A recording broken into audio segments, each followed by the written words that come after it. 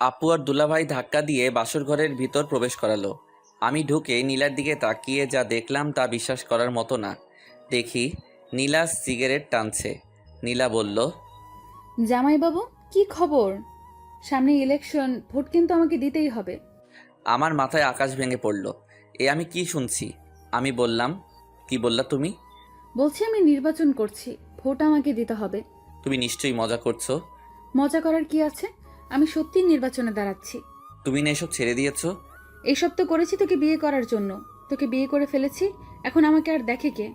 আমি এখনো নীলার কথা বিশ্বাস করতে পারছি না, কিন্তু সিগারেট টানছে এটা সত্যি। লাস্ট কয়েকদিনের আচরণ সন্দেহজনক মনে হয়েছিল। তাহলে কি সত্যি নীলা আগের মতোই রয়ে গেছে? এখন রাস্তায় রাস্তায় ঘুরে বেড়াবে? নীলা বলল। কি রে, কি ভাবছিস? সিগারেট খাবি? নে ধর। আমি সিগারেটটা হাত থেকে নিয়ে ফেলে দিলাম। এই কাজ করার পর নীলার মুখটা রাগে লাল হয়ে যায়। বসা থেকে উঠে এসে আমাকে চড় মারল আর বলল, তোর কত বড় সাহস! তুই আমার হাত থেকে সিগারেট ফালাইয়া দিয়েছস। জানিস আমি কে? আমি এই এলাকার বড় আপু। তাড়াতাড়ি সিগারেট ধরিয়ে আমার মুখে দে। আমি তাড়াতাড়ি সিগারেট ধরিয়ে নীলার মুখে দিলাম। নীলা বলল, শোন, তুই তো বলেছিলি বিয়ে করতে। বিয়ে না করলে ভবিষ্যতে অন্ধকার, তাই আমি সেটাই করলাম। বিয়ে করলে তো স্বামীর কথা মানতে হবে, তাই এখন আমি তোমার স্বামী, তোমার আমার কথা মানতে হবে। মানবো না, কি করবি? অনেক কিছু। আমাকে কিছু করলে তোর হাত পা ভেঙে সারা জীবনের জন্য লুলা বানিয়ে দেব। আমি ভাবলাম নীলা এখন তার পাওয়ার দেখাচ্ছে, অহংকারে তার মাথা ঠিক নাই। আমি বললাম, শোনো, আমার বোধহয় তোমার মাথা ঠিক নাই, তোমার লম্বা একটা ঘুম দরকার। আমি সম্পূর্ণ ঠিক আছি। আমি যদি চেয়ারম্যান হই, তাহলে কত মানুষ আমাদের সম্মান করবে, তাই না? আমার এত সম্মান দরকার নাই। তোমাদের প্রকৃত সম্মান কোথায় জানো? ওকে ওকে, আমি আর শুনতে চাই না। নীলা, তোমার কি হয়েছে? কি সুন্দর কথাবার্তা ছিল তোমার, কথার মধ্যে আলাদা একটা জাদু ছিল। হঠাৎ করে সব পাল্টে গেল। আমার বোধ হয় তোমার মাথা ঠিক নাই, এখন তোমার ঘুম দরকার। কি? আমার মাথা ঠিক নাই? এই বলে ঠাস করে আমাকে চড় মেরে দিল। ব্যথার কারণে কাঁদি নাই, কষ্টের কারণে চোখ দিয়ে পানি চলে আসলো। আমি নীলার পায়ে ধরে বললাম, নীলা আপু, তুমি আমাকে মেরে ফেলো, কিন্তু আমার মা বাবার সাথে কটু কথা আর খারাপ ব্যবহার করো না। ওকে, পা ছাড়। না, তুমি ওয়াদা করো। আমার কথার বিরুদ্ধে গেলে তাদের সাথে নরম ভাষায় কথা বলবা। ওকে, বলবো। আমি খেয়াল করলাম নীলার পায়ে ধরাতে নীলা কেমন যেন মোচড় দিয়ে উঠল। যতক্ষণ পায়ে ধরে রাখছিলাম ততক্ষণ বড় বড় শ্বাস নেয়। আমি পা ছেড়ে এক কোনায় গিয়ে বসলাম। কিছুক্ষণ কোনো কথা বললাম না। আমি বললাম, আমার ঘুমে ধরছে, আমি ঘুমিয়ে যাই। এইসব গয়না কে খুলবে? কেন, তোমার হাত আছে না? আমি একটা বালিশ আর খেতা নিয়ে নিচে শুয়ে পড়লাম। নীলা বলল, ওপরে শো। না, তোমার সাথে শুব না। কেন? চিন্তা ভাবনা করে দেখো। আমি এই বলে নিচে বিছানা করে শুয়ে পড়লাম। নিচে কার্পেট আছে, বালিশ আর খেতা দিয়ে শুয়ে পড়লাম। আপু দুলাভাই কম্বল দেয় নাই, ভাবছে আজ রাতে এমনিতেই গরম থাকবো, কম্বল লাগবে না। আমি নিয়ত করলাম, যতদিন পর্যন্ত নীলা আমার কথা মতো না চলবে ততদিন আমি নীলার শরীর টাচ করব না। আর যদি বেশি বাড়াবাড়ি করে তাহলে অন্য ব্যবস্থা করব। ভাবছিলাম আজ নীলার 27 বছরের জীবনের একটা কষ্টের ইতি ঘটতে যাচ্ছে, কিন্তু না, সেই কষ্টটা আরও দীর্ঘমেয়াদী হলো। নীলার মুখটা আমার চোখে ভাসছে। মন চাচ্ছে এখন গিয়ে মনের ইচ্ছে মতো কিস করার জন্য, কিন্তু সেটা সম্ভব না। যেদিন পর্যন্ত আমার পায়ে ধরে মাপ না চাইবে ততদিন পর্যন্ত কোনো স্পর্শ নাই। যদি পরকীয়া করে করুক, পরদিন অন্য মেয়ে নিয়ে আসবো। যেহেতু 27 বছর কোনো পরকীয়া করে নাই, মনে হয় না সামনে করবে। এসব কথা ভাবতে ভাবতে কখন যে ঘুমিয়ে পড়লাম। সকালবেলা ঘুম থেকে উঠে দেখি নীলা পাশে আমাকে জড়িয়ে ধরে ঘুমিয়ে আছে বিছানার উপর। আমি সাথে সাথে উঠে পড়লাম। নীলা উঠে পড়ল আর বলল, কি হলো? উঠে পড়লি কেন? তোমাকে কে বলেছে আমার সাথে শুতে? আমার মন চাইছে তাই। থাকো তুমি তোমার মন নিয়ে। আমি চলে গেলাম ওয়াশরুমে। ওয়াশরুম থেকে বের হয়ে টেবিলে পড়াতে বসলাম। কিছুক্ষণ পড়লে মা ডাক দিল খেয়ে যেতে। খাইতে গেলাম। মা জিজ্ঞেস করলো, নীলা কই? আসে নাই? না। আসবো নে। মা আমার রুমে গেল, গিয়ে নীলাকে নিয়ে আসলো। আমি খাওয়া দাওয়া করে চলে গেলাম রুমে। একটা কথাও বললাম না, খেয়ে চলে আসলাম। বিছানায় শুয়ে মোবাইল টিপছি। নীলা চা আনলো আর বলল, এই নে চা। টেবিলে রাখো। নীলা টেবিলে রাখলো। নীলা বলল, আমি বাইরে যাব। যেখানে মনে চাই যাও, আমাকে জিজ্ঞেস করার কি আছে? দেখলাম নীলা রেডি হয়ে বাইরে চলে গেল। আমিও পিছে পিছে বের হলাম, কারণ সে আমার বউ। সবচেয়ে বড় কথা হলো আমি তাকে ভালোবাসি। নীলা এলাকার কয়েকজন ছেলের সাথে দেখা করলো, তাদের সাথে অনেকক্ষণ কথা বলল। আবার নীলা বাড়ির দিকে হাঁটা ধরলো। আমি দোকানে গিয়ে সিগারেট ধরাইলাম, খেয়ে বাসায় আসলাম। দেখি নীলা ঘর ঝাড়ু দিচ্ছে। আমি বিছানায় শুয়ে পড়লাম। নীলা আমার দিকে আর চোখে তাকাচ্ছে। দেখে আমি কিছু বলি কি না, কিন্তু না, আমি একটা কথা বলবো না। যতদিন পর্যন্ত এসব না ছাড়বে, এভাবে মানসিক কষ্ট পেয়ে যাবে। ঝাড়ু দিয়ে আমার পাশে শুইল। আস্তে আস্তে নীলা একটা হাত আমার শরীরে রাখলো। আমি যত বিরক্ত আছে সব বিরক্ত নিয়ে নীলার দিকে তাকালাম। নীলা হাত সরিয়ে নিল। আমি উঠে কাপড় নিয়ে ওয়াশরুমে চলে আসলাম। ভাবলাম আমার কথা মানবে না, আবার আমার কাছ থেকে সুখের আশা করে। এত সোজা না দুনিয়াটা। আমি দেখলাম নীলার কয়েকটি কাপড় ভিজানো আছে, সেগুলো ধুয়ে দিলাম। আমি গোসল করে কাপড়গুলো নিয়ে ছাদে চলে গেলাম। ছাদে গিয়ে কাপড় নেড়ে আসলাম। এসে দেখি নীলা ওয়াশরুমে মনে হয় গোসল করছে। আমি টেবিলে বসে বই ঘাঁটছি। ভাবছি, এক রুমে দুই মানুষ, একজনের সাথে আরেকজন কথা বলে না। নীলা ওয়াশরুম থেকে গোসল করে বের হলো, নতুন এক শাড়ি পরে, যেটা দেখে আমার মাথা পুরো গরম হয়ে গেল। নীলা কাপড় নেড়ে বিছানায় বসে চুল আঁচড়াইতেছে, আর আমি লোভাতুর দৃষ্টিতে নীলার দিকে তাকিয়ে রইলাম। তার কোমরের একাংশ দেখা যাচ্ছে। আমি কাশতে কাশতে বাথরুমে চলে গেলাম। আধা ঘন্টা পর বের হলাম। বের হয়ে দেখি জমিয়ে মার সাথে আড্ডা দিচ্ছে। দিনটা কেটে গেল, সারাদিন কেউ কারোর সাথে কথা বলি নাই। রাতের বেলা আমি পড়তেছি, নীলা শুয়ে শুয়ে মোবাইল টিপছে। কতক্ষণ পড়লাম জানি না। নীলা বলল, হয়েছে, আর পড়তে হবে না, এবার ঘুমা। তোমার বলা লাগবে না। আমি আস্তে আস্তে বিছানায় শুয়ে পড়লাম। নীলা আমার পাশে শুইল। আমি বললাম, নীলা, এসব নির্বাচন কি দরকার আছে? চলো আমরা নিজেরা সুন্দর একটা সংসার করি। দেখ, নির্বাচন সম্পর্কে আমাকে কিছু জিজ্ঞেস করবি না। ওইটা তো বাইরে, এখন তো আমরা দুজন একসাথে। এখনও তুমি আমার থেকে অনেক দূরে। এই বলে আমি বালিশ নিয়ে নিচে চলে আসলাম। আমি কি করব বুঝতে পারছি না। আজকে নীলাকে অনেক সুন্দরী দেখাচ্ছে। আমার মন বলছে, এমন একটা মেয়েকে আমার মন চাচ্ছিল। কেন জানি মনে হচ্ছে সে কাছে থেকেও অনেক দূরে। মা বাবা যদি জানতে পারে নীলা নির্বাচন করবে, তাহলে কি যে হবে আল্লাহ জানে। সবচেয়ে বেশি কষ্ট পাবে মা। এর আগে নীলাকে আটকাতে হবে। কেমন জানি একটা আওয়াজ আসছে, মনে হচ্ছে কেউ কাঁদছে। নীলা কাঁদছে, বুঝছি নীলা কষ্টে কাঁদছে। আমি বুঝতে পারছি না কি করব। নীলার কাছে কি নীলাকে সান্ত্বনা দিব? চাইলেই সম্ভব, কিন্তু না, আমি তা করছি না। কাঁদুক, ইচ্ছে মতো কাঁদুক, বুঝুক তার জীবনে আমি কতটা গুরুত্বপূর্ণ। অনেকক্ষণ হয়ে গেল, এখনও কাঁদছে। এখন আমার নিজেরও খারাপ লাগছে। আমি উঠে নীলার শরীরে হাত রেখে বললাম, নীলা। নীলা সাথে সাথে আমাকে জড়িয়ে ধরল। আমিও জড়িয়ে ধরলাম নীলাকে। দেখি নীলার চোখে পানি। আমি মুছে দিলাম। নীলার শ্বাস আমার মুখে আসছে। তার শরীর থেকে মিষ্টি একটা গন্ধ আসছে। আমি ভাবলাম আর আগানো যাবে না। আমি ঘুমের ভান করে সারা শরীর ভার ছেড়ে দিলাম বিছানায়। নীলা আমাকে জড়িয়ে ধরে ঘুমিয়ে পড়ল। তারপর আমিও ঘুমিয়ে পড়লাম। সকালবেলা উঠে দেখি নীলা আমাকে জড়িয়ে ধরে শুয়ে আছে। আমি উঠে আস্তে আস্তে ওয়াশরুমে চলে গেলাম। বের হয়ে দেখি নীলা উঠে গেছে। আমি পড়তে বসলাম। পড়ে খাওয়া দাওয়া করে ভার্সিটি চলে আসলাম। ভার্সিটির অনেকেই জানে না আমি যে বিয়ে করছি। আর আমি কারোর সাথে এতটা ক্লোজ না। আমার ফ্রেন্ড বলতে সবাই, আবার কেউ না। যে সময় যার কাজ লাগে। ভার্সিটি শেষ করে বাসায় আসলাম। এসে দেখি বাবা চলে এসেছে। আমি আমার রুমে গেলাম, দেখি নীলা বাসায় নেই। আমি মাকে জিজ্ঞেস করলাম, নীলা কোথায়? মা বলল আমি যাওয়ার সাথে সাথে বের হয়েছে, যে আর আসে নাই। বাবা আমাকে ডাকছে, আমি বাবার কাছে গেলাম। আব্বা বলল, মুরাদ, আমার চাকরির মেয়াদ শেষ হয়ে যাবে আগামী মাসে। ভালো হয়েছে। এখন কতদিন বিশ্রাম নেন? বিশ্রাম নিলে তোরা খাবি কি? তোরও তো কোনো চাকরির ব্যবস্থা হয় নাই। হুম। শোন, আমার মাথায় একটা বুদ্ধি এসেছে। তোর মার সাথে এ বিষয়ে কথা বলেছি। তোর মা হ্যাঁ বলেছে। কি? আমার চাকরির মেয়াদ শেষ হলে পেনশনের যে টাকাটা পাবো, সেটা দিয়ে আমি দেশের বাড়িতে একটা বাড়ি করি, আর বাজারে একটা দোকান নিয়ে বসি। আমরা তো সারা জীবন ভাড়াটিয়া থেকে গেছি। আমি ভাবলাম কথাটা খারাপ না। এদিকে আগামী মাস আসতে আর 6 দিন বাকি, আর নির্বাচন আসতে আরও 2 মাস বাকি। নীলার বাবা আমাকে অনেক টাকা ক্যাশ দিয়েছে। আমি একটা টাকাও নিতে চাই নাই। খুশিতে আমাকে দিয়েছে নীলাকে বিয়ে করার জন্য। সেখান থেকে টাকা দিলে বাড়িতে একটা বাড়ি আর একটা ব্যবসা সুন্দর করে আসবে। আর এদিকে বাবা মাও জানবে না নীলা যে নির্বাচন করছে। আমিও লেগে যাব চাকরির খোঁজে। এসব কিছু চিন্তা করে বললাম, আপনার বুদ্ধিটা ভালো। আপনার পেনশনের টাকা দিয়ে হবে সব কিছু? দেখি হয় কিনা, না হলে ধার করতে হবে। ধার করা লাগবে না, শ্বশুর বাড়ি থেকে যে টাকা পেয়েছি সেটা দিয়ে হবে। ওকে। তোমার অফিসে চাকরির কোনো পোস্ট খালি আছে? না। তাহলে আমি আগামীকাল থেকে লেগে পড়ি চাকরির খোঁজে। তাই কর। আমি রুমে এসে ভাবতে লাগলাম নীলা কোথায় গেল। নীলার মার কাছে ফোন দিলাম। হ্যালো আম্মা, কেমন আছেন? ভালো বাবা, তুমি কেমন? ভালো। আম্মা, নীলা বলছিল বাড়ির কাছে এক বান্ধবীর বাসায় যাবে। সে কি আপনার এখানে এসেছে? না তো। ওকে, তাহলে বোধহয় এসে পড়বে। আমি ফোন কেটে দিলাম। নীলাকে ফোন দিলাম, ধরছে না, কেটে দিচ্ছে। আমি কি করব বুঝে পাচ্ছি না। ঘর থেকে বের হব তাকে খোঁজার জন্য, অমনি নীলা ঘরে ঢুকলো। আমি কিছু বললাম না, আর বললে কি হবে, সে তো আমার কথা শুনবেই না। এরপরেও আমি জিজ্ঞেস করলাম, কোথায় গিয়েছিলে? বাড়িতে গিয়েছিলাম। ও, মিথ্যা কথা ভালোই বলতে পারো।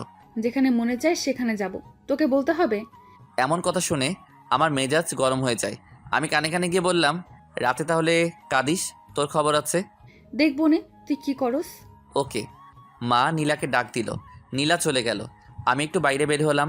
একটা চায়ের দোকানে গিয়ে সিগারেট নিলাম। কোথা থেকে জানি এক ছেলে এসে জিজ্ঞেস করলো, কি ভাই, কি খবর? এই তো আছি। তোমার আর বড় আপুর বলে বিয়ে হয়েছে? হুম। তুমি কি করে বড় আপুকে পটিয়ে বিয়ে করে ফেললে? আমার ভাবতেই অবাক লাগছে। আরে ভাই, কপালে আছে। সেটাই, তোমার বউ তো নির্বাচনে পাশ করব। সত্যি? তুমি জানো না, আজকে যে বক্তৃতা দিয়েছে অর্ধেকের বেশি মানুষ তার পক্ষে চলে এসেছে। তাই নাকি? ধুর ভাই, আপু আপনার কাছে কিছু বলে না? কোথায় বক্তব্য দিয়েছে? আপনি জানেন না, ওই সামনে মোড়ে। এত আয়োজন, এত কিছু, এসবের খরচ কে দিয়েছে? বড় আপু। হ্যাঁ ধুর ভাই, আপনি আমার কাছ থেকে চালাকি করে কথা জেনে নিচ্ছেন। আপু জানতে পারলে আমাকে মারবে। ধুরু ভাই, বসো। মামা বেনসন দাও তো। মামা এসে সিগারেট দিল। আমি বললাম, আমার একটা কাজ করতে পারবা? আপুর বিরুদ্ধে আমি কিচ্ছু করতে পারবো না। আরে বোকা, সে তো আমার বউ। আমি তার বিরুদ্ধে কি বলবো? শোনো, তুমি শুধু বলবা সামনে কোথাও কোনো জায়গায় তোমাদের বড় আপু বক্তব্য দেয়। কি করে বলবো? ফোন করে। ফ্লেক্সির টাকা। আমি 500 টাকা দিয়ে বললাম, এবার হবে। সাজিদ চলে যায়। আমি বাসায় আসি। এসে পড়তে বসলাম। দেখি নীলা খুব হাসি খুশি। রাতের খাবার খেয়ে আবার পড়তে বসলাম। আমি আর নীলা একটা কথা বলি না, কারণ এখনও নীলা আমার কথা শুনছে না। আজকে কত মানুষের সামনে বেপর্দা হয়ে কথা বলল। আমার শরীরটা শুধু জ্বলছে। সবাই তো নীলার দিকে লোভাতো দৃষ্টিতে তাকিয়ে রয়েছে। এটা তো আমি বুঝি, ভাগ্যের নির্মম পরিহাস। নীলা যদি আমার কথা শুনতো। এদিকে নীলা শুয়ে শুয়ে মোবাইল টিপছে আর একটু পরপর হাসি দিয়ে ওঠে। আমি নীলাকে জিজ্ঞেস করলাম, নীলা, তুমি যে নির্বাচন করছো, এত টাকা কোথা থেকে? আমার জমানো টাকা। আর একটা টাকা খরচ করো না। এসব টাকা রেখে দাও, ভবিষ্যতে দেখবে তোমার সন্তানের জন্য অনেক কাজে লাগবে। আমার না মা হওয়ার অনেক ইচ্ছা। তোমার মা হওয়ার যোগ্যতা নেই। তুই যদি মা হওয়ার, বেচারা ছোট বাচ্চাটা শুধু কষ্ট পাবে। আমি মা হলে বাচ্চাটাকে সারা দিন বুকের কাছে আগলে রাখতাম। শুনছি তুমি বলে নির্বাচনে জিতবে, আর এদিক দিয়ে যদি তুমি মা হও তাহলে কি হবে? তুমি সারাদিন কাজে এখানে সেখানে ঘুরে বেড়াবে, আর এদিকে বাচ্চাটা তোমার বুকের এক ফোঁটা দুধের জন্য কান্না করবে। আমি এসব দেখতে পারবো না। আমি মা হলে সারা দিন তাকে বুকে আগলে রাখতাম। নীলা আজকে একটা সাদা ড্রেস পরেছে, বাংলায় যাকে বলে প্লাজো। আর যেহেতু নীলা শুয়ে আছে, তাই নীলার হাঁটু অবধি প্লাজো উঠে আছে। নীলার এই সুন্দর পা দেখে আমার অবস্থা খারাপ।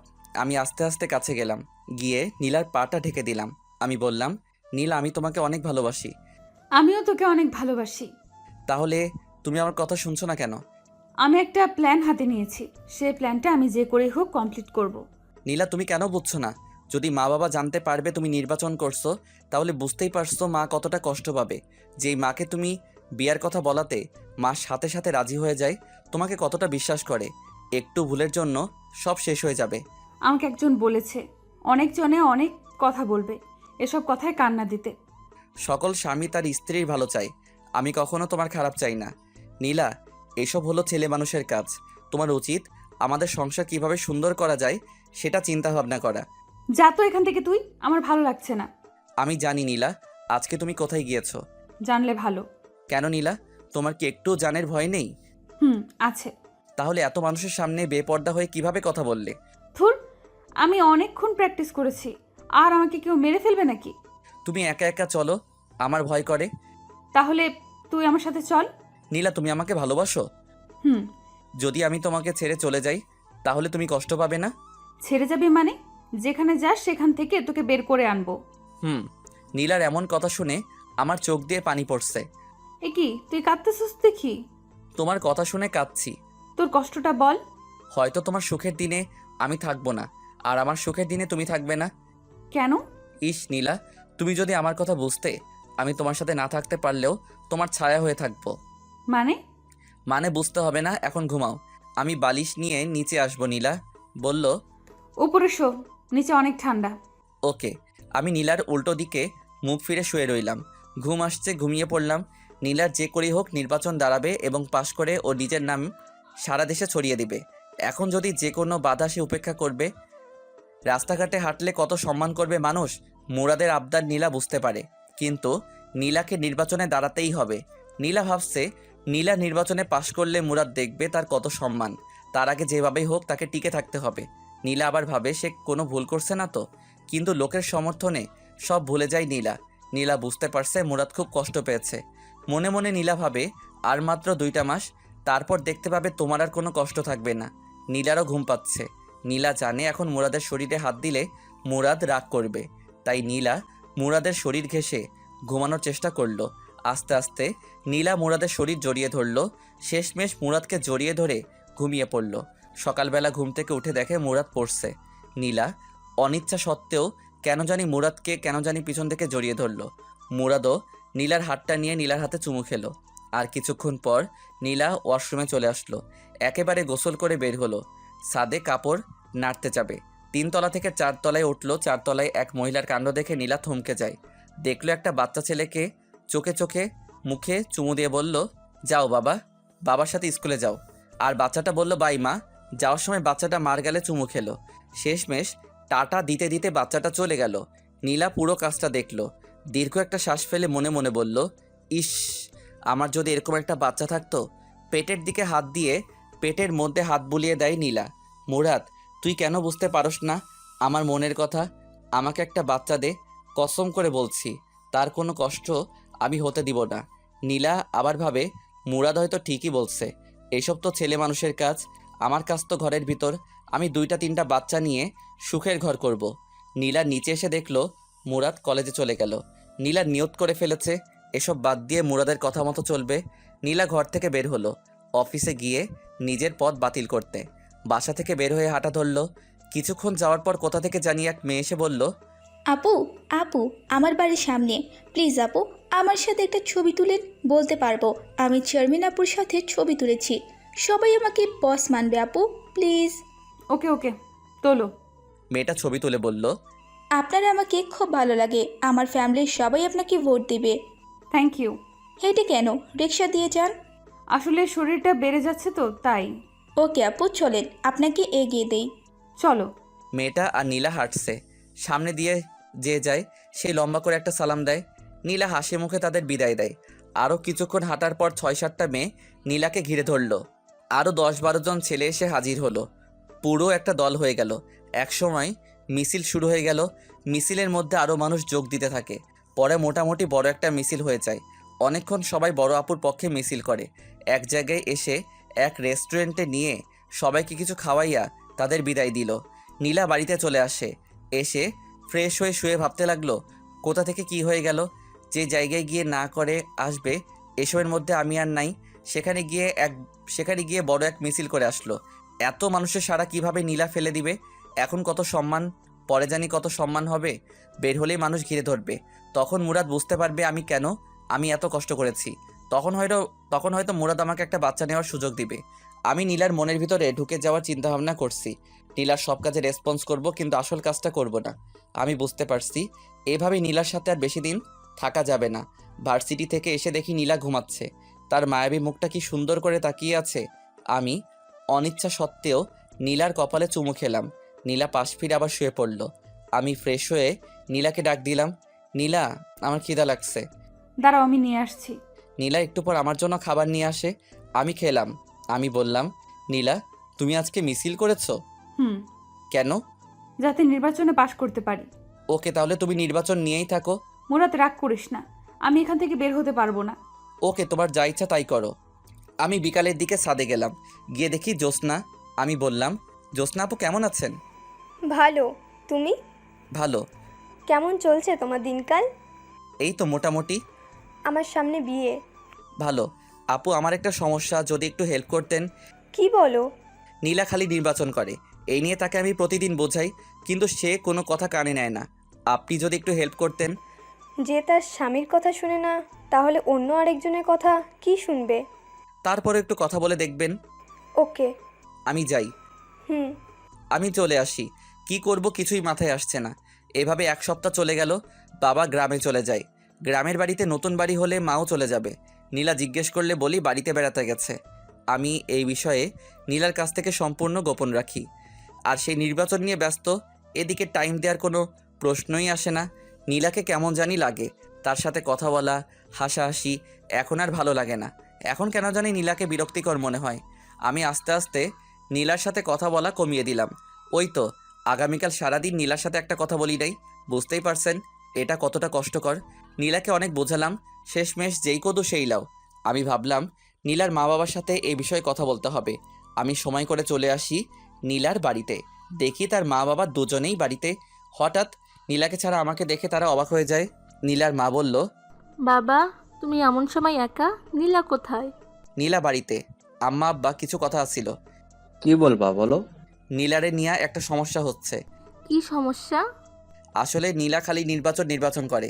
এই সারাদিন নির্বাচন নিয়ে বাড়ির বাইরে ব্যস্ত থাকে। কত যে বললাম এসব ছেড়ে দিতে, আমরা সুন্দর করে সংসার সাজাই, কিন্তু কে শুনে কার কথা। আপনারা দুজন যদি একটু বলতেন এসব ছেড়ে দিতে তাহলে খুশি হতাম। আসলে বাবা কি বলবো, সে ছোটবেলা থেকেই স্বপ্ন দেখে আসছে এই এলাকায় নির্বাচন করবে। তাই সে ছোটবেলা থেকে টাকা জমাইছে। তোমার অসুবিধা হলে আমরা অবশ্যই নীলাকে বোঝাবো। ধন্যবাদ। আমি নীলার বাড়ি থেকে খাওয়া দাওয়া করে বাসায় আসলাম। এসে দেখি নীলা ঘরের ভিতরে নাচতেছে। আমি মুচকি হাসি দিলাম। আমি বললাম, এত খুশি কেন? সবাই বলেছে আমি পাশ করব। ঘরের বাইরে বের হলে কত কত মানুষ আমাকে ঘিরে ধরে। সেটা তো ধরবেই, কারণ তুমি অনেক সুন্দরী আর সুন্দরের পূজা করে সবাই। সুন্দরী বলে না, আমি চেয়ারম্যান হব বলে। এখনো কোনো নেতা তোমাকে আহ্বান করে নাই রাতে তার সাথে থাকার জন্য? কি বললি তুই? এটা কি বললি তুই? আবার বল। যদি এরকম অফার পাও তাহলে ফোন করে বলে দিও আজ রাতে আমি বাইরে থাকবো। ঠাস ঠাস করে 2টো চর বসিয়ে দিল গালে। আমি বললাম, সত্যি কথা বললে কারো সহ্য হয় না। নীলা কেঁদে দেয়। কেঁদে কেঁদে আমাকে জড়িয়ে ধরে বলে, তুই এমন কথা বলিস না। এই নীলা শুধু তোর, নীলার সব তোর, নীলার যৌবন রূপ সব তোর, এই সব কিছু তোর জন্য। নীলা আমার একটা হাত নিয়ে তার গালে দিল। খুব কষ্ট হচ্ছে নীলা, এর একটা কিছুই আমি পাবো না। এইসব কিছু কয়েকদিন পর পথের মানুষের কাছে চলে যাবে। এমন কথা মুখে আনিস না মুরাদ। আমি তোরে ভালোবাসি, তোকে ছাড়া আমি বাঁচবো না। তুই এমন কথা আর বলিস না। প্লিজ নীলা, তুমি এসব ছেড়ে চলে আসো। প্লিজ প্লিজ, তোমার আর আমার জন্য সুন্দর একটা জীবন অপেক্ষা করছে। এসব ছেড়ে দাও। নীলা কিছু বলছে না। আমি আস্তে আস্তে নীলার গালে ধরে নীলার ঠোঁটের কাছে আমার ঠোঁটটা নিয়ে আস্তে আস্তে লাগিয়ে দিলাম। নীলা চোখ বন্ধ করছে। নীলা আমার মাথা চেপে ধরলো তার ঠোঁটে। আমি পাগলের মতো কিস করছি। নীলার শ্বাস ভারী হচ্ছে। আমি ভাবলাম এখনই বাদ দিতে হবে, না হলে নীলাকে আটকানো কঠিন হবে। আমি আস্তে আস্তে নীলাকে ছেড়ে দিলাম। নীলা বলল, কি হলো? ভালোই তো লাগতেছিল, আবার ধর। মনে হয় মা ডাকছে। এই বলে আমি সোজা ঘর থেকে বেরিয়ে আসলাম। নীলা বুঝতে পারছে না কি বলবে, শুধু তাকিয়ে রইল। আমি ভাবলাম লাভ নাই, যতদিন না পর্যন্ত ওইসব ছাড়বে না ততদিন পর্যন্ত আমাকে পাবে না। আমি 2-3 জায়গায় চাকরির জন্য নিবন্ধন করলাম। এসব বিষয় নীলার কাছে গোপন রাখলাম। তাকে বলে কি করব? আমি বাইরে যাওয়ার সাথে সাথে নীলা ঘর থেকে বের হয়ে পড়ে। আর কি বলবো, এসব কিছু নীলার কাছে গোপন রাখলাম। আমি সোজা বাইরে আসলাম। এসে সিগারেট খেলাম। খেয়ে রুমে ঢুকলাম। রুমে ঢুকলেন নীলা বলল, তুই আমার বাবা মার কাছে বিচার দিয়েছিস কেন? মনে চেয়েছে। দেখ, আমাকে নিয়ে প্রতি দোকানে এখানে সেখানে সব জায়গায় কথা হয়। তারা বলে আমি জিতলে এলাকার উন্নতি হবে, এলাকায় শান্তি থাকবে। সব মানুষের কথা আমি কি করে ফেলতে পারি? আমি ছাড়তে পারবো না। ভালো, তোমার যদি মনে চাই করো, মনে থাকে যেন। পরে যখন কেঁদে কেঁদে আমাকে জোরে চিল্লাই ডাকবে তখন আমাকে পাশে পাবে না। নীলা, তুমি এখনও বাচ্চা মেয়ে না। নীলা, তুমি এখন বাচ্চা মেয়ে না। ভালো মন্দ বিচার করার বিবেক তোমার মাথায় আছে। হায়রে কপাল আমারই দোষ। কেন যে সুন্দরীর পাগল হলাম। যদি জ্যোৎস্নাকে অথবা তানহাকে বিয়ে করতাম তাহলে কতই না সুখী হতাম। এই বলে রুম থেকে বের হয়ে আসলাম। সোফায় এসে টিভি দেখতে লাগলাম। কিছুক্ষণ পর মা এসে বলল, আগামীকাল বাবা আসবে। দিনটা কেটে গেল নীলার সাথে। আর কথা বলি নাই।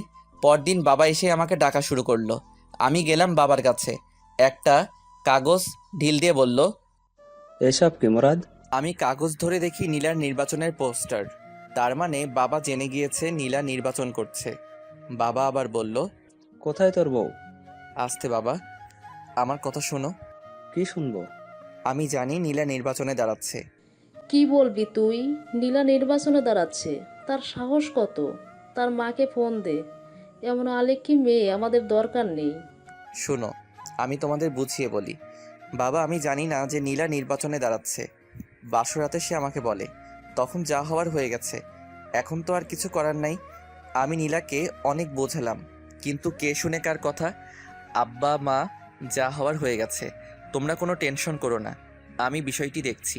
তোর বউ যেন আমার সামনে না পড়ে। ওকে, আমি দেখছি। আমি চলে আসলাম, দেখি নীলা চুপচাপ বসে আছে আর আমার দিকে আর চোখে তাকাচ্ছে।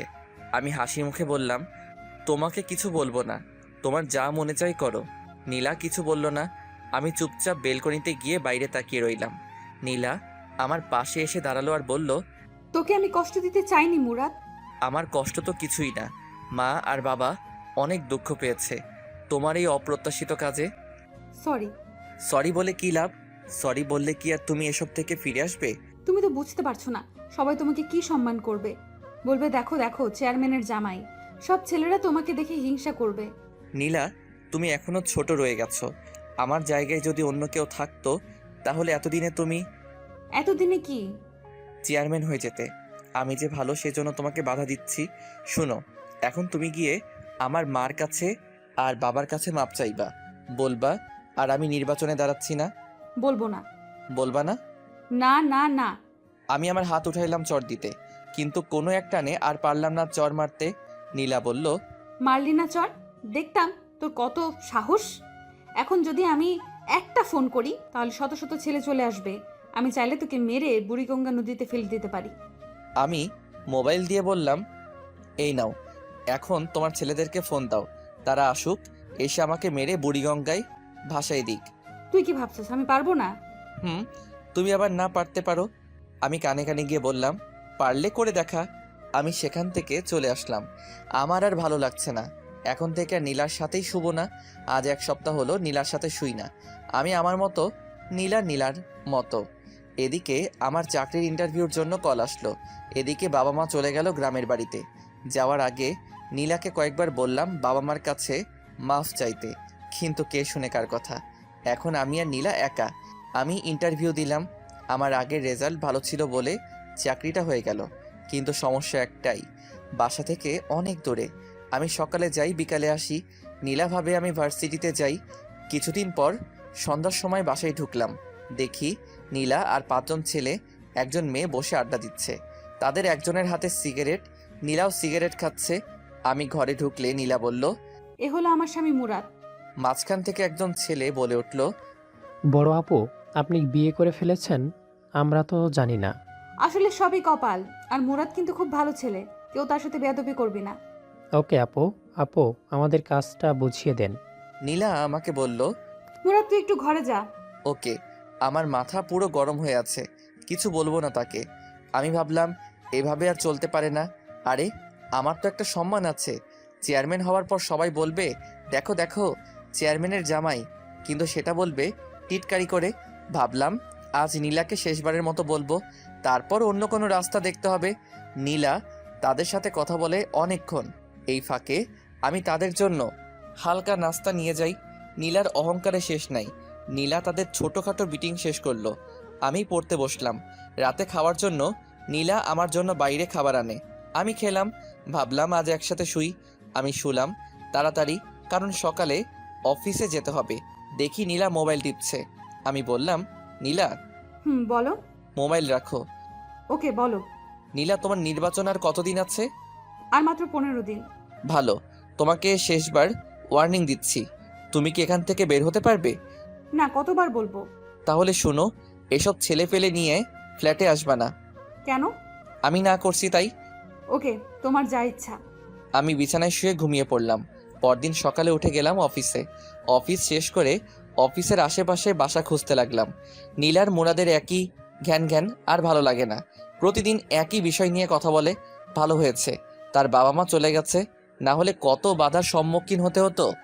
মুরাদকে নীলা অনেক ভালোবাসে, সেজন্য নীলা এত অসম্মানের পরেও মুরাদের কাছে পড়ে রয়েছে। কিন্তু নীলা বুঝতে পারছে না মুরাদের কি হয়েছে। কিছুদিন ধরে মুরাদ নীলার সাথে খুব ভালো ব্যবহার করছে, খুব হাসি খুশি।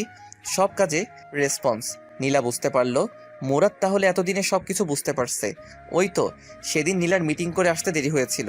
মুরাদ এগিয়ে গিয়ে নীলাকে নিয়ে আসে। শীত বলে দুজন এক চাদরের ভিতরে একজন আরেকজনকে জড়িয়ে ধরে বাসায় আসে, যা দেখে নীলার খুব ভালো লাগে। এই মাসে শেষ কয়েকদিন নীলা মুরাদকে জড়িয়ে ধরে ঘুমায়। মুরাদের প্রতি নীলার ভালোবাসা অনেক বেড়ে যায়। কিন্তু এসব কিছু রীতি ঘটল ওই দিন দুপুরে। ঘুম থেকে উঠে দেখলো মুরাদের বই কাপড় চোপড় কিছুই নেই, আর টেবিলের উপর একটা চিঠি পেল। নীলা উঠে পুরো রুম দেখলো, তেমন কিছুই নেই। কয়েকটা বই আর কিছু কাপড় চোপড় পড়ে আছে, সেগুলো পুরাতন। আলমারি খুলে দেখলো মুরাদের কিছুই নেই। তাহলে কি মুরাদ চলে গেল কোথায়? নীলা জোরে জোরে মুরাদ বলে ডাক দিল, তার শব্দই আবার ফিরে আসলো। পুরো ফ্ল্যাট চেক করলো, প্রয়োজনীয় সব কিছু আছে। নীলা আস্তে আস্তে চিঠির কাছে আসলো। নীলার বুকটা কাঁপছে। মুরাদ কি চলে গেছে? আগে মোবাইল নিয়ে কল করলো মুরাদের নাম্বারে, ফোন বন্ধ। এবার চিঠির কাছে এসে চিঠি হাতে নিল কাঁপা কাঁপা হাতে। চিঠি খুলে পড়তে লাগলো। চিঠিতে লেখা আছে, নীলা, আমি কোনো চিঠি লিখছি না যাতে পরে উত্তর দিতে না পারো। নীলা, একটা কথা তো জানো, স্বাধীনতা অর্জন করার চেয়ে রক্ষা করা কঠিন। আমার ক্ষেত্রে সেটাই হয়েছে। আমি তোমাকে খুব ভালোবেসে ফেলেছিলাম, কিন্তু সেটা ধরে রাখতে পারিনি। নীলা, আমি তোমার সাথে মোটামুটি অনেক সময় কাটিয়েছি। নীলা, তুমি যখন বলতে আমি কোথাও চলে গেলে আমাকে যেখান থেকে পারো ধরে নিয়ে আনবে, তখন আমার খুব অহংকার হতো। আনলে আবার কি হবে? আমার একই কথা, নির্বাচন করো না। সেরকম কথা তোমাকে শুনতে আর হবে না। আমি চলে গেলাম, এখন তুমি নির্বাচনে বেশি ফোকাস করতে পারবে। দোয়া করি নির্বাচনে পাশ করে এলাকার উন্নতি করতে পারো। সবাই একটা চেয়ারম্যান থেকে এটাই আশা করে, আর সবসময় গরিব দুঃখীদের পাশে থাকবে। দেখবে তুমি ভালো একটা চেয়ারম্যান হতে পারবে। নীলা, আমি দুঃখিত, আমি ভালো একটা স্বামী হতে পারিনি, তোমার কথায় রাজি হতে পারিনি। তোমার সামনে জীবন পড়ে রয়েছে, ভালো একটা ছেলেকে বিয়ে করে মা হওয়ার স্বপ্ন দেখো। খুব ইচ্ছে ছিল বাবা হওয়ার, কিন্তু সেটা হলো না। নীলা, আমি তোমাকে ছেড়ে অনেক দূরে চলে এসেছি। আমার খোঁজে তুমি বের হয়েও না, কারণ তুমি আমাকে খুঁজে পাবে না। আমি পিছনের সকল পথ বন্ধ করে দিয়েছি। তুমি জেনে খুশি হবে আমি একটা চাকরি পাইছি। তোমার অন্তরে কি ছিল সেটা আমি আদৌ চিন্তা করে বের করতে পারিনি। শেষ কয়েকদিন তোমার সাথে ভালো ব্যবহার করেছি, কারণ তুমি যাতে বুঝতে পারো তোমার জীবনে আমি কতটুকু গুরুত্বপূর্ণ ছিলাম। কিন্তু তুমি সময় থাকতে গুরুত্ব দাওনি। নীলা, তুই যদি আমার কথা শুনতে, তাহলে হয়তো পৃথিবীর একমাত্র সুখী সংসার আমরা হতাম। নীলা, তুমি চেয়ারম্যান হতে চাও সেটা বিয়ের আগে বলতে, তাহলে আমি তোমাকে বিয়েই করতাম না, কারণ আমি সিম্পল একটা সুখের সংসার দেখতাম। এখন বুঝতে পারছি বড় লোকেরা বড় লোকের ঘরেই মানায়, গরিব গরিবের ঘরে মানায়। বড়লোক যখন গরিবের ঘরে যায় তখন শুরু হয় সমস্যা। সেটা হয়েছে তোমার আর আমার মাঝে। তুমি দেখতে বড় হওয়ার স্বপ্ন, আর আমি দেখতাম সিম্পল জীবনযাপন। তোমার স্মৃতি হিসেবে তোমার দেয়া চরগুলো থাকবে আমার সাথে। আর হ্যাঁ, অবশ্যই নামাজ পড়বে, নির্বাচনে পাশ করতে পারো সেজন্য দোয়া করবে। আমিও দোয়া করি তুমি ভালো একটা চেয়ারম্যান হও। আমাকে পাওয়ার জন্য কখনো দোয়া করবে না, কারণ আল্লাহ কারো দোয়া ফেলায় না। সর্বশেষ বলবো, তুমি ভালো একটা স্বামী নাও, মা হওয়ার স্বপ্ন দেখো, আর ভালো একটা চেয়ারম্যান হওয়ার চেষ্টা করো। আর তোমার বাবার দেয়া টাকাগুলো আমার বালিশের নিচে আছে। আসসালামু আলাইকুম নীলা, আমার বউ, আমার ভালোবাসা, সারা জীবন সুখে থেকো। নীলার চোখের পানি চিঠির অনেকখানি ভিজে গেছে। নীলা কি করবে বুঝতে পারছে না। এখন কেমন যেন একা একা লাগছে। আরেকবার নীলার মনে হচ্ছে ভালোই হয়েছে, খালি খালি সারাক্ষণ গ্যাং গ্যাং করতো। নীলা আস্তে আস্তে চোখের পানি মুছলো, বিছানায় এলিয়ে চিন্তা করতে লাগলো, এখন আমি কি করব? বাড়িতে চলে যাব? বালিশের তলে হাত দিয়ে দেখে টাকা, অনেক টাকা। নীলার কেমন যেন ভয় ভয় করছে। নীলা একা এই বাসায় থাকতে পারবে না। মুরাদ বলছে চাকরি পেয়েছে, কোথায় পেয়েছে সেটা জানতে হবে। সেটা জানতে পারলে তার ঠিকানা বের করা যাবে। নীলা পুরো ফ্ল্যাট খুঁজলো, এরকম কিছুই পেল না। নীলার মনে হলো কে জানি দরজায় টোকা দিচ্ছে। খুলে দেখে জ্যোৎস্না। জ্যোৎস্নাকে দেখে নীলা হাউমাউ করে কেঁদে উঠল, আর জ্যোৎস্নাকে জড়িয়ে ধরল। জ্যোৎস্না বলল, নীলা, কাঁদছিস কেন? আর মুরাদ কোথায়? চলে গেছে আমাকে ছেড়ে। সেটা তো তোর জন্য ভালো হয়েছে। এখন তুই শান্তি মতো তুই নির্বাচন করতে পারবি, আর তোকে কেউ বাধাই দিবে না। না না, এ হতে পারে না। সেজন্য মুরাদ আমাকে ছেড়ে চলে যাবে? আমি তোকে আগেই বলেছি মুরাদের কথা মতো চল। কিন্তু সে চলে যাবে কেন? তুই তার কথা 16 কণা শুনিস নাই। তুই যদি তার কথা মতো চলতি, ইস, তোর জায়গায় যদি আমি থাকতাম তাহলে আমি কোনো কথার অবাধ্য হতাম না। এখন আমি কি করব? তাকে ছাড়া কিভাবে থাকবো? তোর যেটা প্রাপ্য সেটাই পেয়েছিস। তাকে আমি ভালোবাসি। এমন ছেলেও পাওয়া যায় বউয়ের কারণে বাড়ি থেকে চলে যায়? আমি তাকে ছাড়া থাকতে পারবো না। তাকে আমি অনেক কষ্ট দিয়েছি। আল্লাহ, তুমি তাকে আমার কাছে ফিরিয়ে দাও। শুন, সে মনে হয় আর আসবে না। তুই এখানে থাকতে পারবি না। ঘন্টা 3 আগে আমার কাছে মুরাদ গিয়েছিল, তারপর এই কাগজটা আমার কাছে দিয়ে যায়। কাগজে কি আছে? শুনবি? বল। জ্যোৎস্না আপু, তুমি আমার একটা কাজ করে দিও। আমি চলে যাচ্ছি নীলাকে ছেড়ে। নীলা তো এখানে একা থাকতে পারবে না, আর যদি থাকে তাহলে বলবে কাউকে সাথে নিয়ে থাকতে, কারণ রাতে বুঝতে পারবে রাতটা তার জন্য কতটা নিষ্ঠুর। নীলা যদি চলে যায় তাহলে ফার্নিচারগুলো নিচের দেওয়ার ঠিকানায় পাঠিয়ে দিয়েন। আর কিছু টাকা আছে। না না, এখানেই থাকবো। শেষমেশ মুরাদের আমি এই ঘরটা নিয়েই বেঁচে থাকতে চাই। আমি শিওর মুরাদ আমাকে অনেক ভালোবাসে। সে একদিন ফিরে আসবে। সেটা তোর কপাল। আর তার আগে তোকে নির্বাচন থেকে বেরিয়ে আসতে হবে। তোর নির্বাচনের আর কয়দিন আছে? আর 13 দিন। এখন থেকে নিয়ে বাকি দিনগুলো তুই আমার সাথে থাকবি রাতে। ওকে, পরে দেখি। আমি যাই, মনে হয় মা ডাকছে। একটু পর একেবারে চলে আসিস। ওকে। জ্যোৎস্না চলে গেলে নীলা ফুপিয়ে কাঁদতে লাগলো। ভাগ্যের জোরে অফিসের পাশে একটা ব্যাচেলর ফ্ল্যাট পেয়ে যাই, সেখানে উঠি। ভাবলাম আজ সব কিছু সমাপ্তি হলো। নীলাকে ভালো লাগতো, কিন্তু নীলার নির্বাচন ভালো লাগতো না। আমি যে রুমে সিট নিলাম সেই রুমে আরও 2 জন আছে। তারা 2 জন চাকরিজীবী, তাই আমাদের ফাইজলামা করার কোনো প্রশ্নই আসে না। যাই হোক, পরদিন সকালে অফিসে গেলাম। আমার মুখ থেকে হাসি নামক শব্দটি উধাও হয়ে গেছে। অধিকাংশ সময় আমি নীলাকে নিয়ে চিন্তা করি। ফেলে এসেছি, আবার কোনো ভুল করিনি তো? যদি কোনো অঘটন ঘটিয়ে ফেলে? কিছু ভালো লাগছে না। অফিসে কত মানুষ হাসাহাসি করে, আমি সারাক্ষণ আমার কাজ নিয়ে ব্যস্ত থাকি।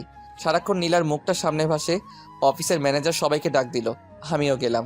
আমি গিয়ে পিছনে এক কোণায় দাঁড়িয়ে রইলাম। এক একজনকে এক এক কাজ দিয়ে বিদায় করছে ম্যাডাম। সবার পরে আমার সিরিয়াল আসলো। মেয়েটা আমার থেকে মনে হয় 3 বছরের ছোট। ছোট হলে কি হবে, বস তো বসই। আমাকে আমার কাজ দিলে আমিও চলে আসি। সারাক্ষণ নীলার মুখটা সামনে ভাসে। অফিসের ম্যানেজার সবাইকে ডাক দিল, আমিও গেলাম।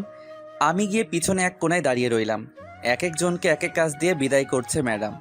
সবার পরে আমার সিরিয়াল আসলো। মেয়েটা আমার থেকে মনে হয় 3 বছরের ছোট। ছোট হলে কি হবে, বস তো বসই। আমাকে আমার কাজ দিলে আমিও চলে আসি। অফিসে কত মেয়ে, সারাক্ষণ নীলার কথা মনে পড়ে। নীলা এখন কি করছে?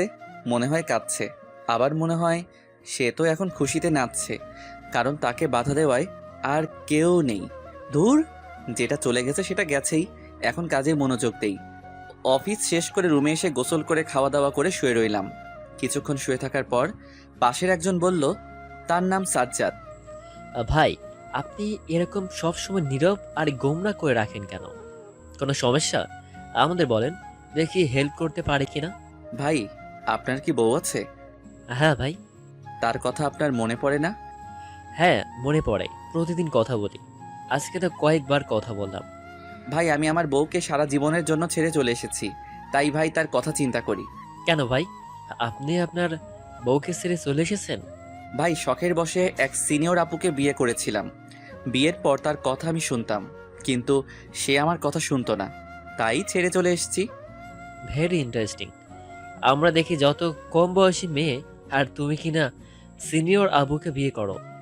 থাক ভাই, যা হওয়ার হয়ে গেছে।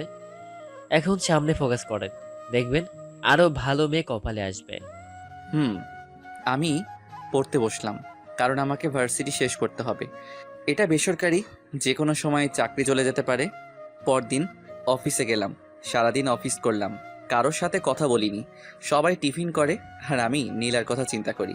সে কি এখনো ঠিক আছে নাকি? আমি নেই বলে কারোর সাথে কামে লিপ্ত হয়েছে? না না, নীলা এরকম মেয়েই না। ভাবলাম নীলাকে একটা নজর দেখে আসব। আগামীকালই যাব, অফিস শেষ করে চলে আসব। এক লোক এসে খবর দিল ম্যানেজার ডাকছে। আমি অফিসে গেলাম। ম্যাডামকে দেখে আমার মেজাজ গরম হয়ে যায়। ম্যাডাম, এটা কোনো কাপড় পরলো? একটা টাইট জিন্স আর টাইট শার্ট, ঠোঁটে লিপস্টিকে ভরা, চুলগুলো মাথায় পাহাড় করে রেখেছে। আমি লজ্জায় মাথা নিচু করে দাঁড়িয়ে রইলাম। নীলাকে আমি জিন্স অবস্থায় 2 দিন দেখেছি, তারপরেও প্রথম প্রথম আর সবসময় নর্মাল পোশাক পরতো, যার কারণে নীলাকে আমার অনেক ভালো লাগতো। আর শাড়ি পরা অবস্থায় দেখলে মনে হতো, রিয়ান ভাইয়ের কথাটা, কোন গ্রহ থেকে এসেছো তুমি, যেখানে শুধু রূপের চর্চা করা হয়। এখন নীলার শাড়ি পরা মুখটা মনে হলে শরীরে কাঁপুনি দিয়ে ওঠে। বসেন। আমি মাথা নিচু করে চেয়ারে বসলাম। আবার বলল, মুরাদ ভাই, এখানে কি আপনার কোনো কাজ করতে অসুবিধা? না। তাহলে সবসময় এমন মনমরা হয়ে থাকেন কেন? 2 দিন একেবারেই বেশি। আমার মতে এই অফিসে আসার পর একমাত্র আমার সাথে আপনি কথা বলেছেন। কেন? কারণ জানতে পারি? না, আমি শুধু আমার কাজ করব। এমন কোনো মানুষ হয়? আপনার বায়োতে দেখলাম আপনি বিবাহিত। আপনার ওয়াইফের সাথে কোনো সমস্যা হয়েছে? সেরকমই ধরতে পারেন। এটা কোনো সমস্যা হলো? সেজন্য আপনি যাওয়ার সময় তার সবচেয়ে বেশি পছন্দের জিনিসটি নিয়ে যাবেন, দেখবেন সব ঠিক হয়ে যাবে। আমি চলে আসলাম। হিসাব করে দেখলাম নির্বাচনের আর মাত্র কয়েকদিন বাকি। পরদিন অফিস বন্ধ, তাই সময় করে রাতে এলাকায় আসলাম, যাতে কেউ না চিনতে পারে। শীতের রাত, মুখে মাফলার জ্যাকেট বেঁধে, সাথে মাথায় ক্যাপ দিয়ে রাস্তায় হাঁটছি। হাঁটতে হাঁটতে বাসার সামনে গেলাম। বাসার নিচে দাঁড়িয়ে আর চোখে বেলকনিতে তাকাচ্ছি। দেখি বাতি জ্বালানো, তার মানে নীলা এখানেই আছে। সে কি কাঁদছে নাকি হাসছে সেটা যদি দেখে যেতে পারতাম। অপেক্ষা করি, যদি বেলকনিতে আসে। বেশি অপেক্ষা করতে হলো না, না চাওয়ার চেয়ে বেশি পেয়ে গেলাম, যেটা দেখে নীলার আসল মুখোশ উন্মোচন হয়ে গেল। দেখি 3 জন ছেলে আর 4 জন মেয়ের সাথে নীলা হাসতে হাসতে বের হচ্ছে, যেটা দেখার জন্য আমি মোটেও প্রস্তুত ছিলাম না। আমি ভাবলাম আমার ধারণা সব ভুল। আমি ভাবছিলাম নীলা বোধহয় মন খারাপ করে বসে আছে, কিন্তু না, নীলার মতো নির্বাচনের কাজ করছে। থাকুক সে তার নির্বাচন নিয়ে, আমি থাকি আমার মতো। আর নীলার চিন্তা মাথায় আনবো না, এলাকার নাম মুখে নিব না। আমি মন খারাপ করে বাসায় চলে আসলাম। সারা রাত ঘুম নাই। কি করব? আমি নীলাকে ছেড়ে চলে আসলাম, অথচ আমি বেশি কষ্ট পাচ্ছি। আর এদিকে নীলা খুশিতে শেষ। শখের বসে গিয়েছিলাম সিনিয়র মেয়েকে বিয়ে করতে, আবার সে বলে এলাকার ডন। এমন ফালতুমি আমার কপালে জুটল। সে বলে আমার বউ। দূর, ঘুমাই। এসব চিন্তা করতে করতে কখন যে ঘুমিয়ে যাই। এদিকে নীলা কাঁদতে কাঁদতে চোখ ফুলিয়ে ফেলেছে, কারণ মুরাদকে ছাড়া নীলার এক মুহূর্ত ভালো লাগে না। সারাদিন ঘরে নীলা একা, কিছু ভালো লাগে না, খাওয়া দাওয়া ঠিক মতো করে না। এখন নীলা মুরাদের অভাব হাড়ে হাড়ে টের পাচ্ছে। 2 দিন ধরে নীলা নির্বাচনের কোনো কাজে যাচ্ছে না, কারণ তার মন ভালো না। কি বলবে গিয়ে নীলা? ওই দিন রাতে নীলাকে তার সাথের লোকেরা দাওয়াত দিল। নীলা বলে দিয়েছে আসতে পারবে না, কিন্তু হলো কি, রাতে কয়েকজন বাসায় এসে হাজির। তাদের জোড়াজড়িতে নীলা তাদের সাথে গেল। সেখান থেকে এসে জ্যোৎস্নাকে কল দিল। জ্যোৎস্না আসলো। রাতে জ্যোৎস্নার সাথে ঘুমাই। 2 জন শোয়ার পর জ্যোৎস্না বলল, এসব তুই ছাড়বি? এসব ছাড়লে দেখ মুরাদ হয়তো তোর কাছে ফিরেও আসতে পারে। সত্যি মুরাদ আবার আমার কাছে ফিরে আসবে? যখন শুনবে তুই আর নির্বাচনে দাঁড়াচ্ছিস না, তখন বুঝতে পারবে তুই মুরাদের কথা শুনেছিস। কি করে বুঝবো? সে কি এই দেশে আছে নাকি নাকি নতুন বিয়ে করে ফেলেছে? এই বলে নীলা কেঁদে দিল। নীলা, কাঁদিস না, তার জন্য দোয়া করবেন, সে যেন ভালো থাকে। দেখবি একদিন ঠিকই আল্লাহ তোদের দুজনকে মিলিয়ে দিবে। নীলা ফুপিয়ে ফুপিয়ে কাঁদছে আর মোবাইল থেকে ছবি বের করে মুরাদকে দেখছে। এসব দেখতে দেখতে কখন যে ঘুমিয়ে যায়। সকালে উঠে নীলা নামাজ পড়ে আল্লাহর কাছে অনেক কান্নাকাটি করে মুরাদকে ফিরিয়ে দেওয়ার জন্য। আমি পরদিন অফিসে যাই। গতকাল থেকে আজকে আমার মনটা বেশি খারাপ। অফিস শেষ করে চলে আসব, একজন এসে বলে গেল ম্যাডাম ডাকছে। আমি ম্যাডামের অফিসে গিয়ে মাথা নিচু করে দাঁড়িয়ে রইলাম। বসেন। আমি আস্তে আস্তে বসলাম। এখন আপনি আমার সামনে হাসি দিবেন। পারবো না। দেন বলছি, না হলে আপনার চাকরি নট। আমি হাসি দেওয়ার চেষ্টা করলাম, কিন্তু হাসির বদলে ফুপিয়ে ফুপিয়ে কান্না শুরু করলাম। এটা কি হলো? আমি বললাম হাসতে আর আপনি কিনা কাঁদছেন। প্লিজ কাঁদবেন না, প্লিজ। এই নেন টিস্যু নিয়ে আমি চোখ মুছলাম। ম্যাডাম বলল, এক্স্যাক্টলি আপনি আপনার সমস্যা আমাকে খুলে বলবেন? আপনার ওয়াইফ কি মারা গেছে? না, তবে বেঁচে থেকেও আমার সাথে নেই। আমি বুঝছি, যান, আপনাকে কিছুদিন ছুটি দিলাম, বউকে নিয়ে কোথাও হতে ঘুরে আসুন। আমি চলে আসলাম, কিন্তু পরের দিন আমি অফিসে যাই। ম্যাডাম অবাক হয়ে যায়, কিন্তু কিছু বলল না। আমি হিসাব করলাম নীলার নির্বাচন হতে আর সপ্তাহ 7 দিন আছে। কিছু ভালো লাগছে না, কেন জানি মন চাচ্ছে নীলাকে আরেকটা নজর দেখতে। দূর আমার বেহায়া মনে, আমি আর নীলার কথা মনে আনবো না। ভাবলাম আরেকটা বার দেখেই আসি, এটাই শেষ। পরদিন রেডি হয়ে রাতে বের হলাম। কিছুক্ষণ জার্নি করার পর এলাকায় পা রাখলাম। আমার উদ্দেশ্য বাসায় নিচে দাঁড়িয়ে তার হাসি মুখটা দেখে চলে আসবো। বাসার কাছে চলে আসলাম, এমন সময় একটা নারী চিৎকার আসছে। আমি আস্তে আস্তে হেঁটে আরও কাছে গেলাম। চিৎকার চেনা চেনা লাগছে। কাছে গিয়ে দেখি নীলা। আমার সারা শরীরে একটা হিমশীতল স্রোত বয়ে গেল। দেখি 4 জন ছেলে নীলাকে ঘিরে ধরেছে। একজন বলছে, তুই নির্বাচন করবি, শালিকে ধর, তোর নির্বাচনের স্বাদ মিটিয়ে দেই। ভাবলাম তারা বিপক্ষ দলের কেউ। একজন ছেলে নীলার দিকে আগাচ্ছে। আমি বুঝতে পারছি না নীলাকে তারা কি করবে। দেখি ওনা টান দিয়ে সরিয়ে দিতে চাইলো। আমার মাথায় রক্ত উঠে গেল। ভাগ্যবশত আমার পাশে একটা বেলচা ছিল। আমি মুখটা ভালো করে ঢেকে নিলাম যাতে নীল না বুঝতে পারে। বেলচা নিয়ে আগালাম। যেহেতু চারদিকে অন্ধকার, তাই একদিক থেকে উদয় হয়ে যে নীলার ওড়না দিয়ে টান দিল, তার পিঠে গিয়ে আঘাত করলাম। শালা জোরে এক চিৎকার দিয়ে নিচে শুয়ে পড়ল। আমি আবার অন্ধকারে চলে গেলাম। আমি তাদের দেখছি, কিন্তু তারা আমাকে দেখছে না। তারা সতর্ক হয়ে গেল। আমি জায়গা পরিবর্তন করে আরেকটার পিছনে গিয়ে তার পায়ে আঘাত করলাম। সেও চিৎকার করে শুয়ে পড়ল। আমি আবার অন্ধকারে চলে গেলাম। আমি আবার জায়গা পরিবর্তন করে আরেকটার পিছনে গিয়ে তার ঘাড়ে আঘাত করলাম। সেও শুয়ে চিৎকার করতে লাগলো, ও মা গো, ও মা, ও মা গো। আমি অন্ধকারে চলে গেলাম। যেহেতু শীতের রাত, কুয়াশা কিছুই দেখা যায় না। আবার রাত। আরেক হালা চিৎকার করে বলছে, শালা কিরে তুই, সাহস থাকলে সামনে আয়। আমি আস্তে আস্তে পা টিপে তার পিছনে গিয়ে দাঁড়ালাম। শেষমেশ সে বুঝতে পারে, কিন্তু ততক্ষণে আমার হাত রেডি। সে ঘুরে আর আমি তার কানে নিচে নরম জায়গায় ঘুষি চালালাম। সে দাঁড়ানো থেকে অজ্ঞান হয়ে ডাইরেক্ট রাস্তায় পড়ল। একজনকেও মাথায় আঘাত করলাম না, যদি মারা যায়। আমি আবার অন্ধকারে চলে গেলাম। বাকি 3 জন তাকে উঠিয়ে দৌড়। তারা চলে গেলে আমি নীলার সামনে প্রকাশ হলাম। তার সামনে বেলচা ঢিল দিয়ে রাস্তায় ফেলে ঘুরিয়ে উল্টো হয়ে হাঁটা ধরলাম। কিন্তু নীলার চালাক চোখ আমাকে চিনতে পারে। নীলা আমাকে ডাক দিল, মুরাদ, মুরাদ। এবার অনেক জোরে, কিন্তু আমি আমার মতো হাঁটছি।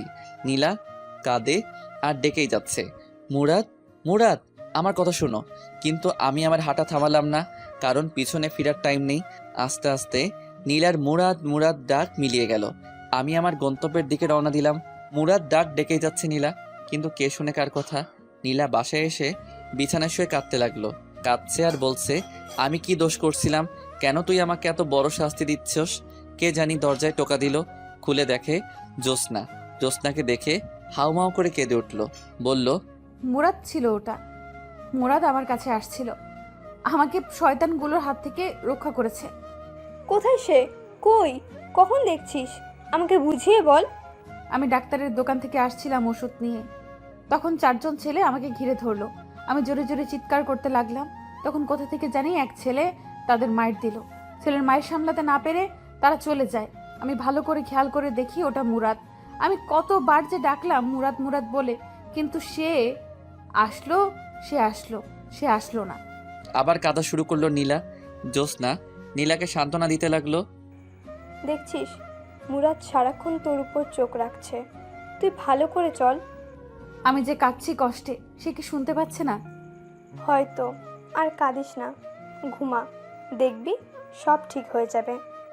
নীলা শুয়ে পড়ল। শুয়ে ভাবতে লাগলো, নীলা, মুরাদ আমার আশেপাশেই আছে। আমি যদি মুরাদের কথা মতো চলি, হয়তো মুরাদ আবার আমার কাছে ফিরে আসবে। আমি সেটাই করব। নীলা বুঝতে পারছে ঘরের মধ্যে ছেলে মানুষের কি দরকার। এখন নীলা বুঝতে পারে এসব নির্বাচন হলো ছেলে মানুষের জন্য, মেয়েদের জন্য হলো ঘর। যখন মেয়ে ছেলের জায়গায় যায়, তখনই শুরু হয় ঝামেলা। আর আমি মুরাদকে ছাড়া কিছু কল্পনা করতে পারি না। মুরাদ আমার সব। এসব চিন্তা করতে করতে নীলা ঘুমিয়ে যায়। পরদিন ওঠে। এভাবে 5 দিন চলে যায়। নির্বাচনের আর 2 দিন আছে, কিন্তু মুরাদ আর আসে না। শেষমেশ নীলা নির্বাচন থেকে অব্যাহতি নেয়, কারণ তার দরকার মুরাদকে। আর নির্বাচন না করলে মুরাদ আসবে। মুরাদকে নিয়ে নীলা বাকিটা জীবন পার করে দিতে চায়। আজ 5 দিন হয়ে গেল। আমি ওই দিনের ঘটনা ভুলতে পারছি না। নীলার মুরাদ, মুরাদ ডাকটা কেন জানি এখনো আমার কানে বাজছে। আমার মন বলছিল, যা গিয়ে তোর ভালোবাসাকে জড়িয়ে ধর, কিন্তু আমার পা সামনে হেঁটে চলে এসেছে। নীলাকে আমার অনেক মায়া লেগেছে, কারণ নীলা আগের থেকে অনেক শুকিয়ে গেছে। কেমন যেন নীলার মুখে সেই লাবণ্যতা নেই। আমি বুঝতে পারছি নীলা অনেক কষ্টে আছে, কিন্তু এত কষ্টের পরেও কি নীলা নির্বাচন ছেড়ে আমার কাছে মাপ চাইবে? আমার মা বাবার কাছে মাপ চাইবে কে জানি। 6 দিনের মাথায় আমি অফিস শেষ করে চলে আসছি। এক লোক এসে বলল ম্যাডাম ডাকছে। ম্যাডামের নাম তানিয়া। আমি অফিসে গেলে ম্যাডাম বলল, আপনার নাম কি? মুরাদ। আপনার ওয়াইফের নাম কি? সেটা না বললে হয় না? বাড়ি কোথায়? নরসিংদী। ওকে, যান। আমি ম্যাডামের কাজ কারবার কিছুই বুঝলাম না। নির্বাচনের 2 দিন পর গেলাম এলাকায় শিওর হতে নীলা নির্বাচনে পাশ করেছে কিনা। আমি এলাকায় ঢুকে এক লোককে জিজ্ঞেস করলাম, ভাই এই এলাকার চেয়ারম্যানকে? আগে যে ছিল সে। মানে তাহলে আপনাদের বড় আপু নির্বাচনে পাশ করে নাই? আরে ভাই আর বললেন না তো, কত আশা করছিলাম বড় অপু পাশ করলে এলাকায় অনেক উন্নতি হবে, কিন্তু হলো কি, নির্বাচনের 2 দিন আগেই বড় অপু নির্বাচন থেকে অব্যাহতি নেয়। পরে আর কি হবে, আগে যে আছে সেই পাশ করে। আমি লোকটাকে ধন্যবাদ বলে চলে আসলাম। ভাবলাম তাহলে নীলা এতদিনে আমার কথা শুনছে, কিন্তু সে সময় থাকতে শুনেনি। অতএব আমি আর নীলার কাছে যাচ্ছি না। এদিকে নীলা একা হয়ে গেল, কারণ জ্যোৎস্নার বিয়ে হয়ে গেছে। নীলা রাতে কিভাবে থাকবে? বাড়িতেও নীলা কিছু বলে নাই। নীলা ভাবলো সারা রাত মুরাদের কথা চিন্তা করে কাটিয়ে দিবে। নীলা রাতে অনেক ভয় পায়, বুঝতে পারছে মুরাদ তার কাছে এতদিন কি ছিল। রাতে নীলা ঘুমাতে পারে না ভয়ে, শেষ রাতে ঘুমিয়ে যায়। নীলা চিন্তা করছে আজকে রাতে কিভাবে থাকবে। নীলার এক ফুফাতো বোনের কথা মনে পড়ল, তার নাম তানিয়া, খুব হ্যান্ডসাম আর নীলাকে খুব সম্মান করে। নীলা ভাবলো তানিয়াকে ফোন করে দেখা যায় কয়েকদিন থেকে যায় কিনা। পরেরটা পরে দেখা যাবে। নীলা তানিয়াকে ভিডিও কল দেয়। তানিয়া ফোন ধরে। আসসালামু আলাইকুম তানিয়া, কেমন আছো? জি আপু, ভালো। তুমি কেমন আছো? এই তো ভালো। তোমার চেহারা তো তা বলছে না। আমার চেহারা কি বলছে? মনে হচ্ছে তুমি অনেক কষ্টে আছো, কেমন যেন আগের থেকে শুকিয়ে গেছো। শোনো, এখন থেকে তুমি আমার সাথে থাকবে। কেন? তুমি না বিয়ে করেছো? তোমার জামাইয়ের কি হয়েছে? ওর কথা আর বলিস না। এখন তুমি বলো কখন আসবা? অফিস শেষ করে চলে আসবো। কাপড় চোপড় নিয়ে আসবা, কিছুদিন থাকবা। ওকে ওকে, চলে আসবো। নীলা ভাবলো যাক একটা ব্যবস্থা হলো, এখন কিছু রান্না করতে হবে তার জন্য। নীলা তার জন্য অনেক কিছুই রাঁধল। রাত্রেবেলা তানিয়া আসলো, তানিয়াকে খাওয়ালো। তানিয়ার অনেক ক্লান্ত লাগছে, তাই তানিয়া ঘুমিয়ে যায়। সকালে উঠে আবার তানিয়া অফিসে চলে যায়। নীলা সারাদিন ঘরের ভিতর কাটিয়ে দেয়। বিকালের দিকে তানিয়া অফিস শেষ করে আসলে তারা একসাথে খেলো। খাওয়ার সময় তানিয়া জিজ্ঞেস করলো, আপু তোমার হাজব্যান্ড কোথায়? এ বিষয়ে জিজ্ঞেস না করলে হয় না? না, তোমাকে বলতেই হবে।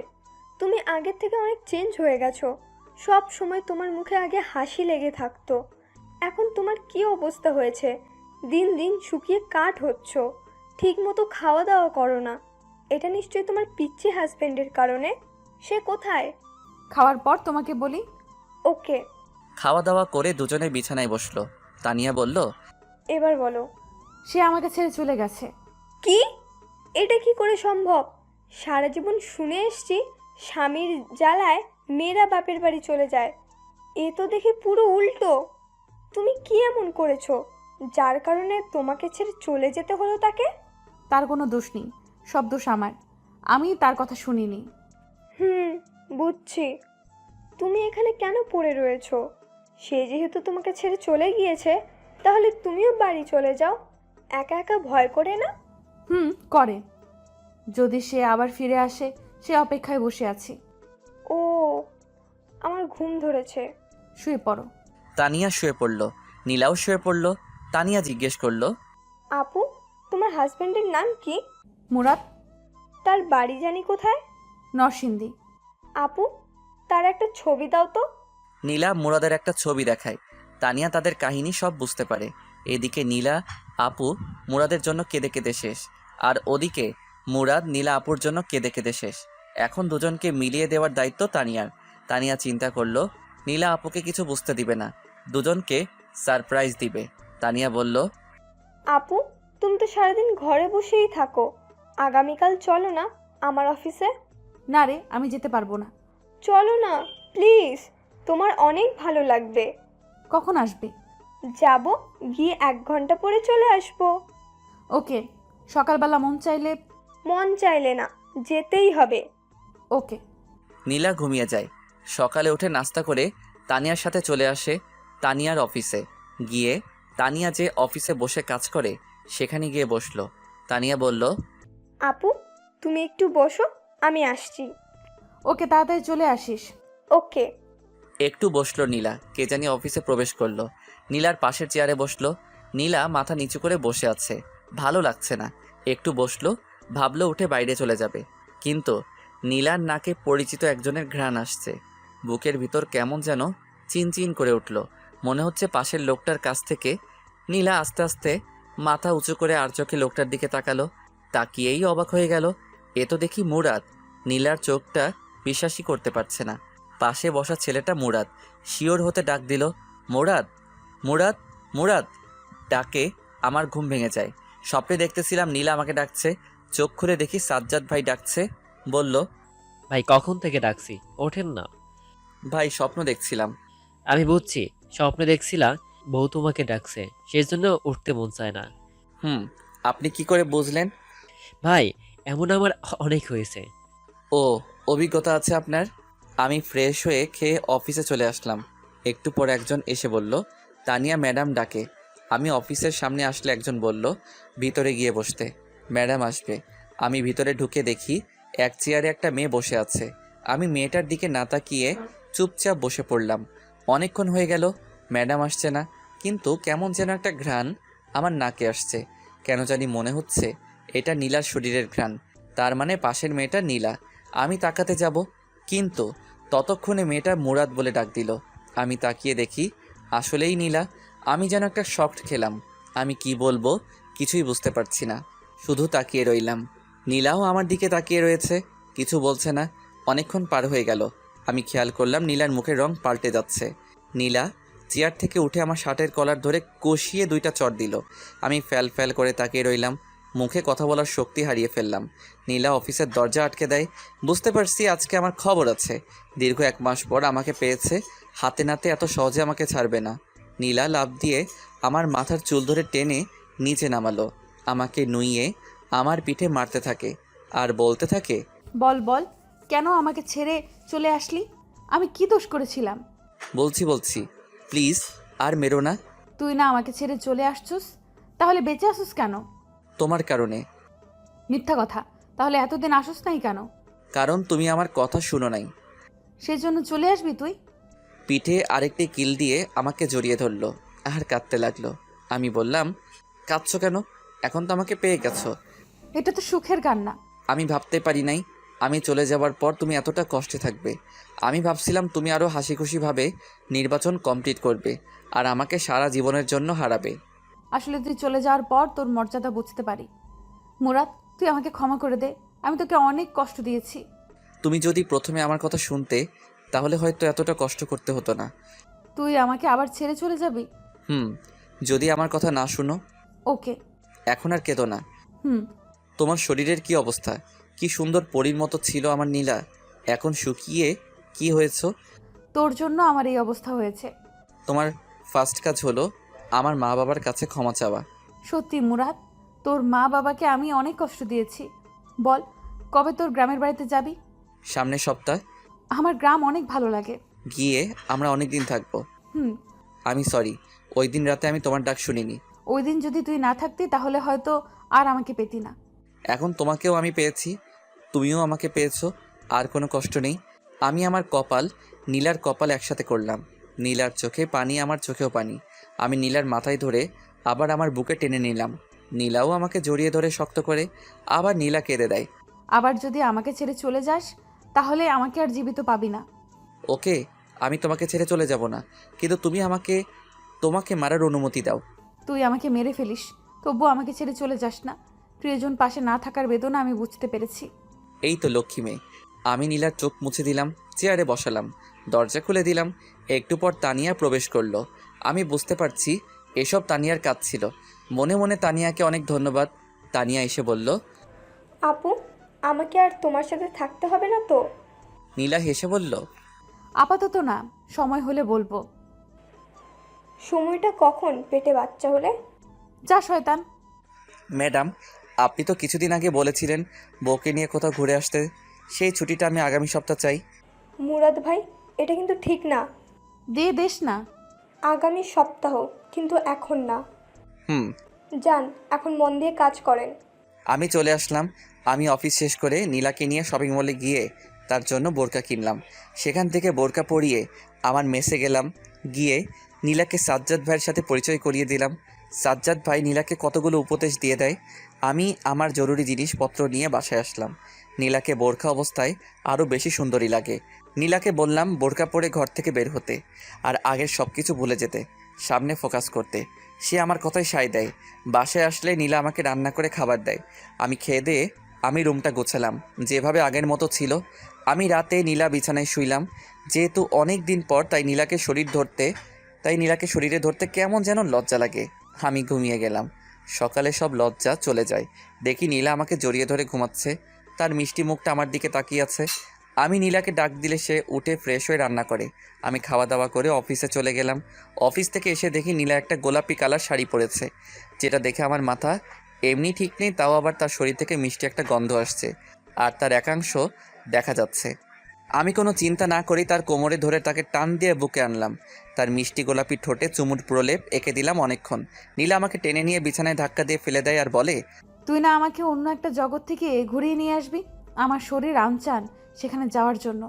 আমি বুঝতে পারছি নীলা কিসের কথা বলছে। আমি এতদিন সেটার জন্য অপেক্ষা করছি। আমি নিশার ঘাড়ে চুমু খেতে থাকি।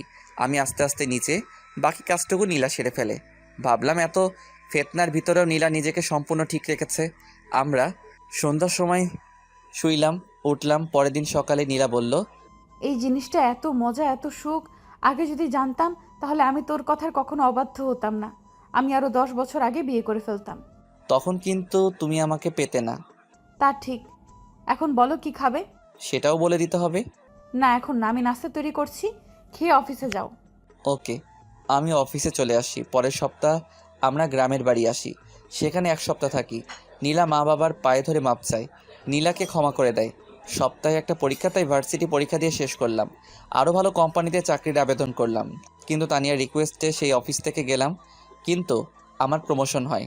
আসা যাওয়ার জন্য নীলার বাবার কাছ থেকে একটা গাড়ি নেয় আমার জন্য। 1.5 বছর পর আমাদের একটা মেয়ে হয়। দেখতে নীলার মতো হয়েছে। আসলে ভালোবাসা চেয়ে পাওয়া যায় না, ভালোবাসা দিতে হয়। ভালোবাসা দিলেই তুমিও ভালোবাসা পাবে।